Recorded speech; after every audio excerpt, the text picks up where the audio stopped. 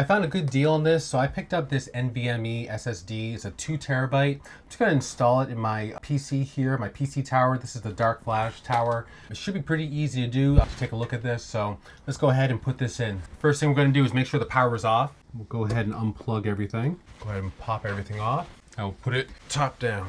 Now, when I first installed my first one, I put it in this spot here, not knowing that this is actually the quicker area. So what I'm gonna do is I'm just gonna install it here in this area just for simplicity. And the SSD itself. Put in at an angle. Pop it right in.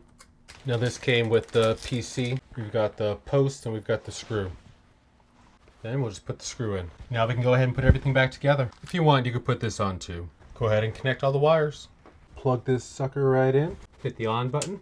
And then we just need to format the drive. This was extremely easy to put together. You're gonna have faster storage, you're gonna have faster transfer files.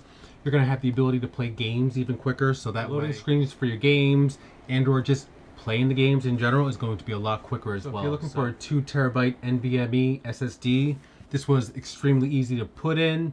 We're gonna format it now, so I would definitely say check this out.